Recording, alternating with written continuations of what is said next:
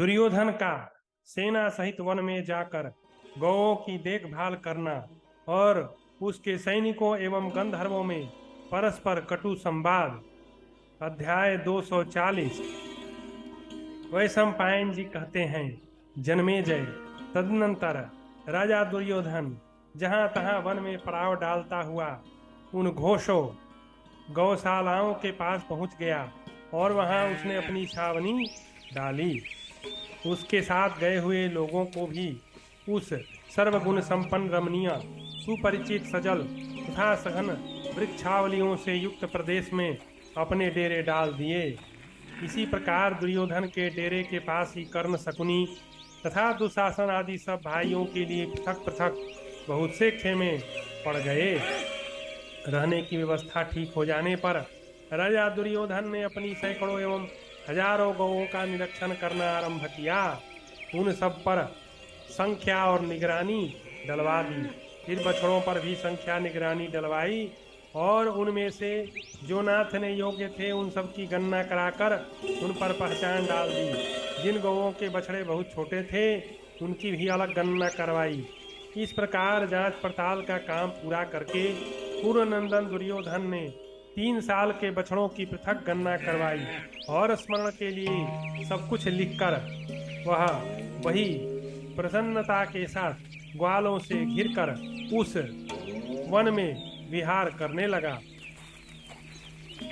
वे समस्त पूर्वासी और सहस्रों की संख्या में आए हुए सैनिक उस वन में अपनी अपनी रुचि के अनुसार देवताओं के समान क्रीड़ा करने लगे।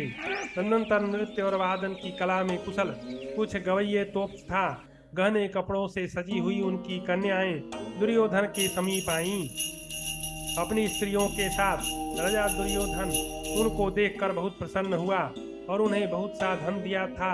यथा योग्य नाना प्रकार की खाने पीने की वस्तुएं अर्पित की। तदनंतर वे सब लोग तरक्षुओं, जरंखों, जंगली भैंसों, गवयों, रीछों, सूकरों एवं अन्य जंगली हिंसक पशुओं का सबोर से शिकार करने लगे। उन्होंने वन के रमणीय प्रदेश में बहुत से हाथियों को अपने बाणों से विदीर्ण करके अनेकानेक हिंसक पशुओं को पकड़ लिया। भरतनंदन दुर्योधन अपने साथियों सहित दूध आदि गोरसों का उपयोग करता और भांति भांति के भोग भोगता हुआ वहां के रमणीय वनों और उपवनों की शोभा देखने लगा। उनमें से मतवाले भ्रमर गुंजार करते थे और मयूरों की मधुर वाणी सब ओर गूंज रही थी। इस प्रकार क्रमशः आगे बढ़ता हुआ वह परम पवित्र द्वैत वन नामक सरोवर के समीप जा पहुंचा। वहां मधुमत्त भ्रमर कमल पुष्पों का रस ले रहे थे। मयूरों की मधुर वाणी से वह सारा प्रदेश व्याप्त हो रहा था। सप्त छंद के वृक्षों से वह सरोवर आच्छादित सा जान पड़ता था। उसके तटों पर मौलश्री और नागकेसर के वृक्ष शोभा पा रहे थे। उसी सरोवर के तट पर वज्रधारी इंद्र के समान उत्तम ऐश्वर्य से संपन्न बुद्धिमान धर्मपुत्र राजा युधिष्ठिर अपनी धर्मपत्नी महारानी द्रौपदी के साथ साध्यक्ष एक दिन में पूर्ण होने वाले राजर्षि यज्ञ का अनुष्ठान कर रहे थे।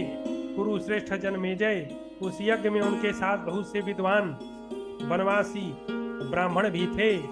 राजा वन में सुलभ होने वाली सामग्री द्वारा दिव्य विधि से यज्ञ कर रहे थे। वे उसी सरोवर के आसपास कुटी बनाकर रहते थे। भारत तदनंतर दुर्योधन ने अपने सहस्रों सेवकों को आज्ञा दी, तुम लोग बहुत से क्रीड़ा मंडप तैयार करो। आज्ञाकारी सेवक दुर्योधन से तथास्तु कहकर क्रीड़ा भवन बनाने की इच्छा से द्वैतवन के सरोवर के निकट गए।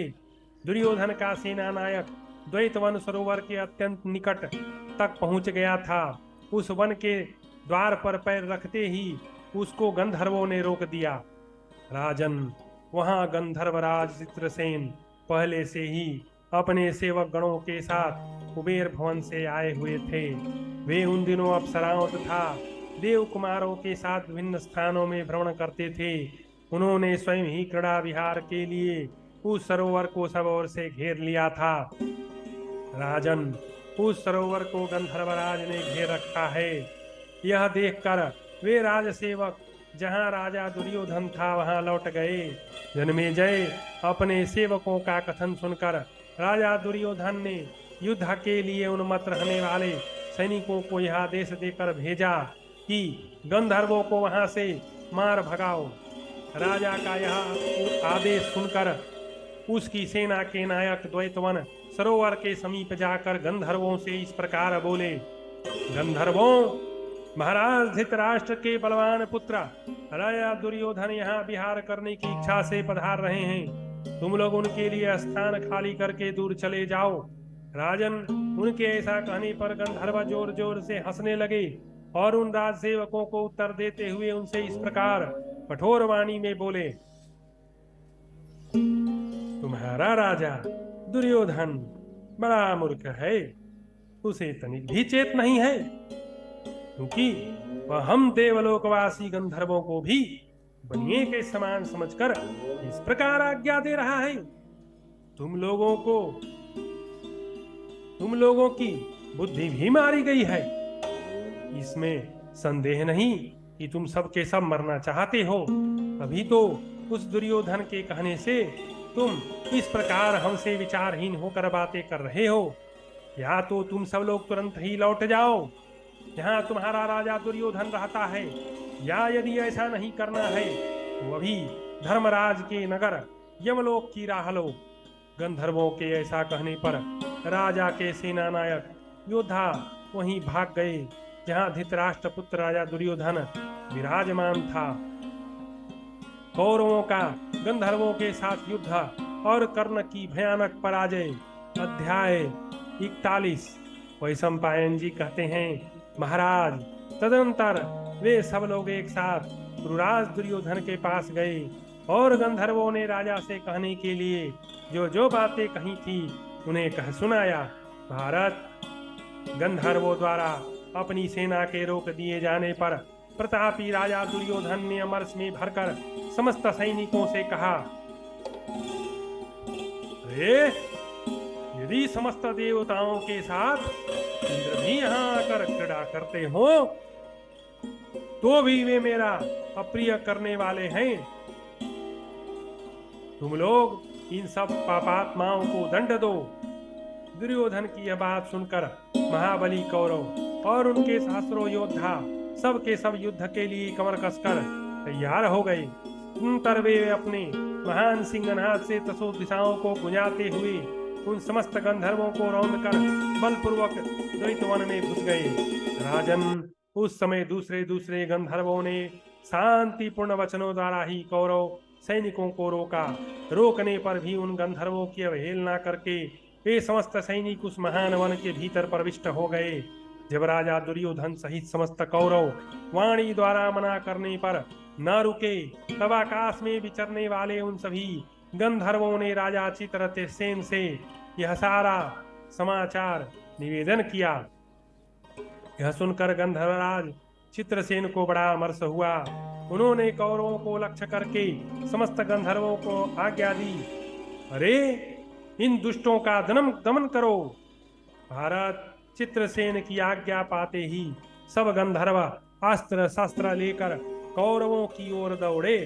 गंधर्वों को अस्त्र शस्त्र लिए तीव्र वेग से अपनी ओर आते देख वे सभी कौरव सैनिक दुर्योधन के देखते देखते चारों ओर भागने लगे। धृतराष्ट्र के सब पुत्रों को युद्ध से विमुख को भागते देखकर भी राधानंदन वीर कर्ण ने वहां पीठ नहीं दिखाई।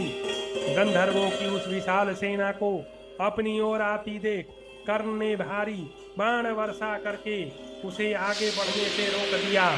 सूतपुत्र कर्ण ने अपने हाथों की फुर्ती के कारण लोहे के छुरप, विशिख भल्ल और वत्सदंत नामक बाणों की वर्षा करके सैकड़ों गंधर्वों को घायल कर दिया।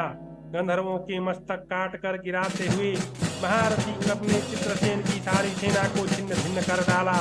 परम बुद्धिमान सुपुत्र कर्ण के द्वारा ज्यों ज्यों गंधर्वों पर मार पड़ने लगी त्यों ही त्यों वे सैकड़ों हजारों की संख्या में आकर एकत्र होने लग गए।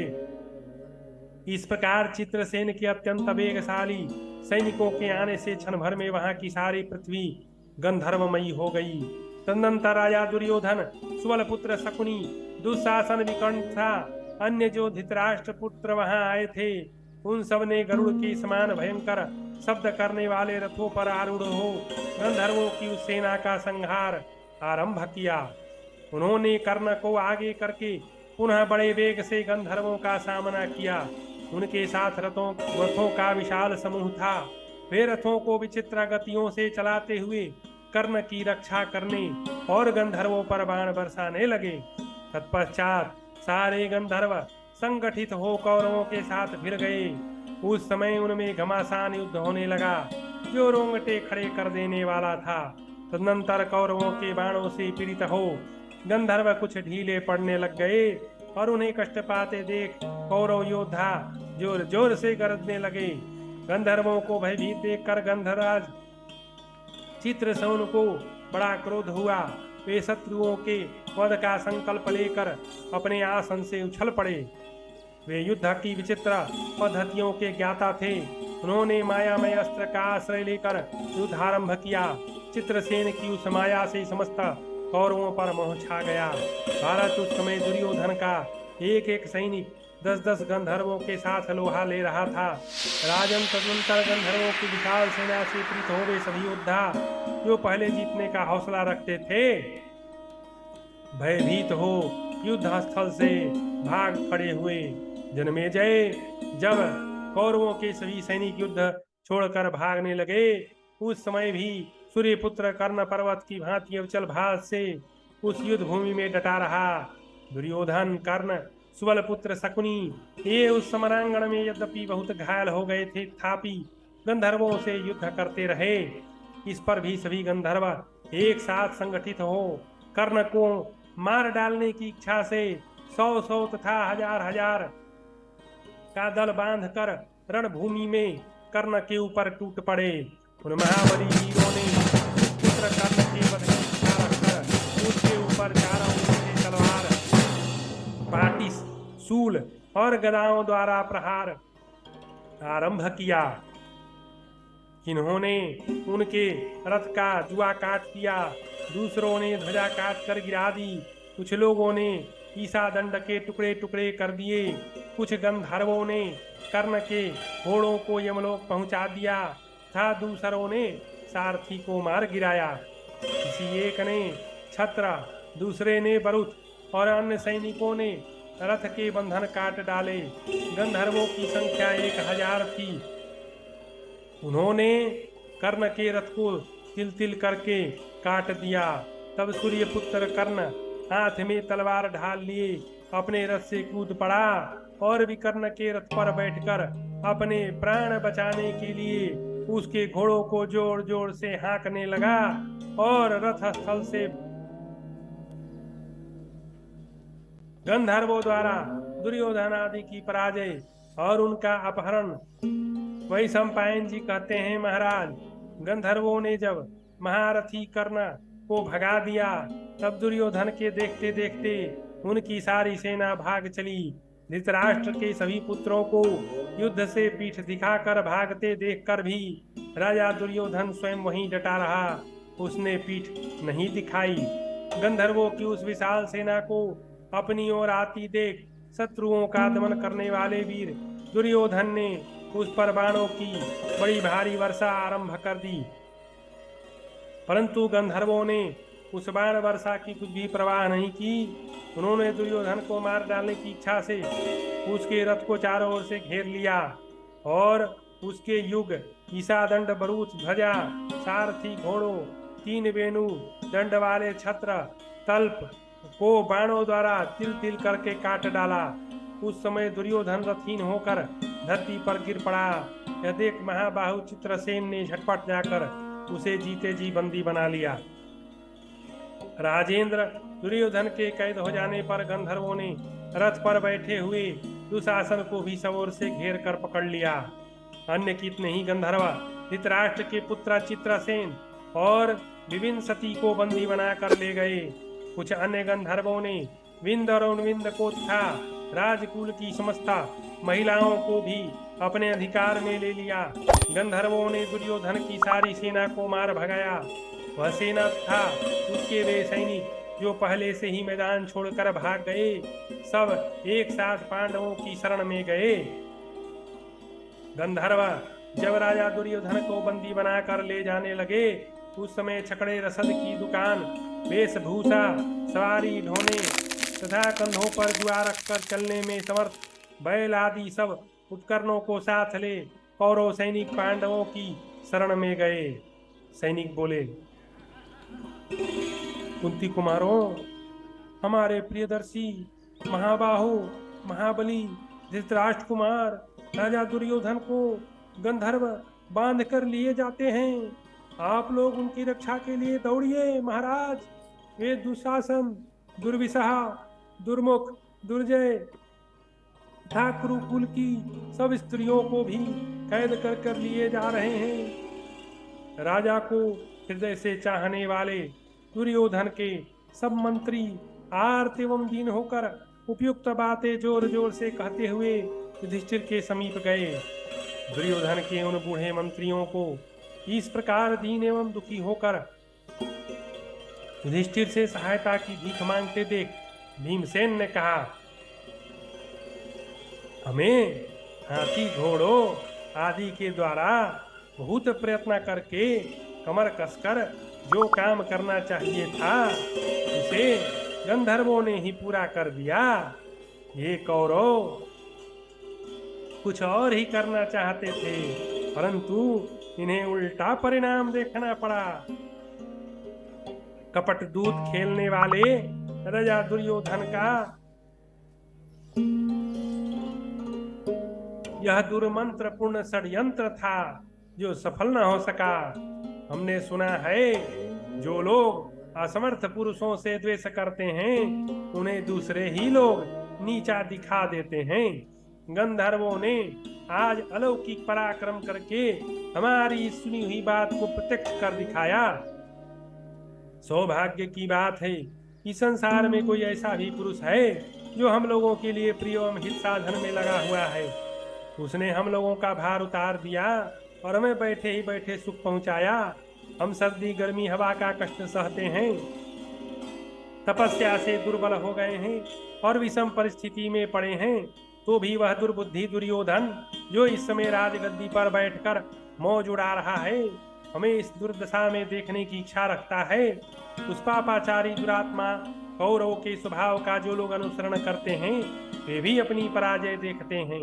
जिसने दुर्योधन को यह सलाह दी है कि वह वन में पांडवों से मिलकर उनकी हंसी उड़ावे, उसने बड़ा भारी पाप किया।